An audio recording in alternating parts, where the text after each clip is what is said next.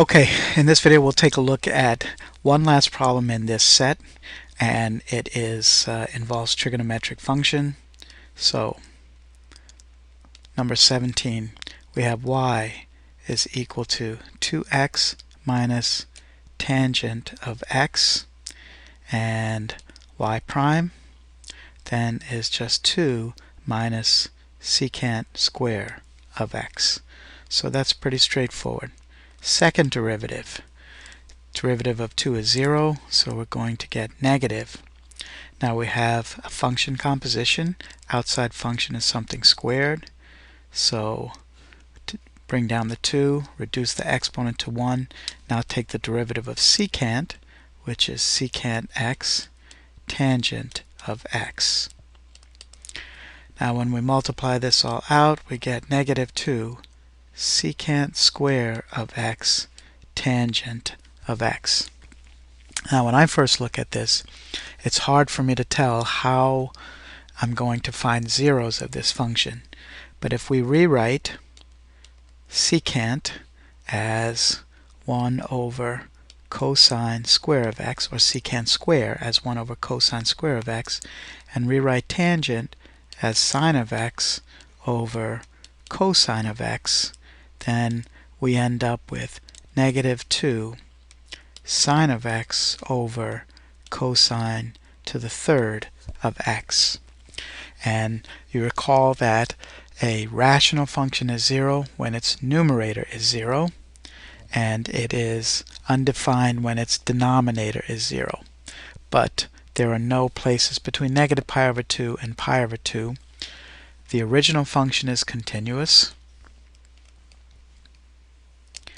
and so is our denominator. So the only places where x will be 0 on the interval from negative pi over 2 to pi over 2 is, so let's set this equal to 0.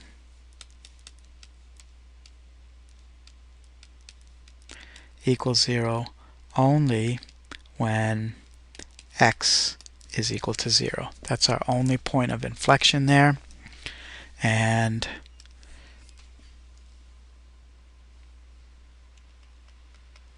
we can make a sign chart between negative pi over 2 and pi over 2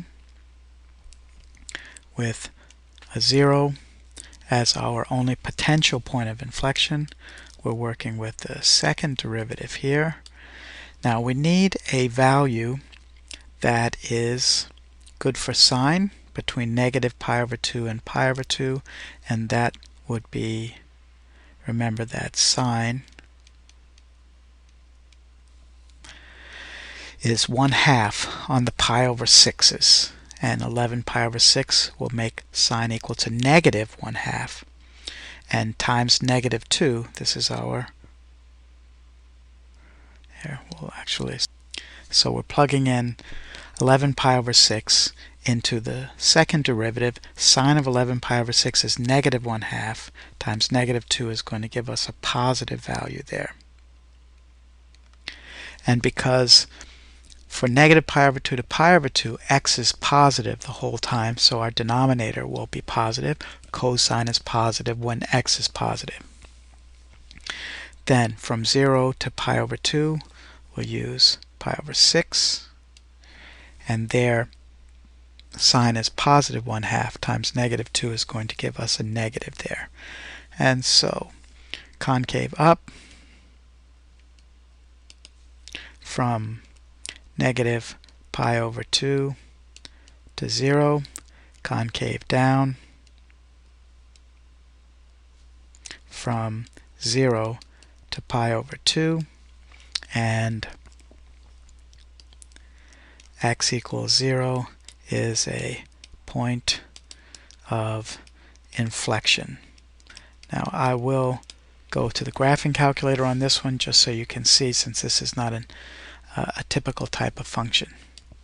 So we have 2x minus tangent of x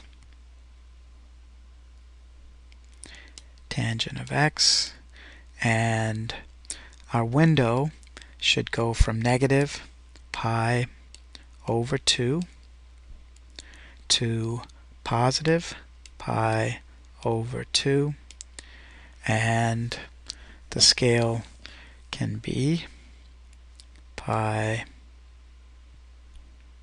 over 2, no problem. And from negative 10 to positive 10, let's see how that works. We'll take a look at the graph, and we can see the point of inflection. I will shrink the y values down just a little bit here. We'll go from negative 5 to positive 5, and hopefully we can see the concavity more clearly. I'll take a picture of this and put it on our workspace, and we can see that we definitely have a point of inflection here. This is cup shaped, it's concave up. This is frown shaped, it's concave down.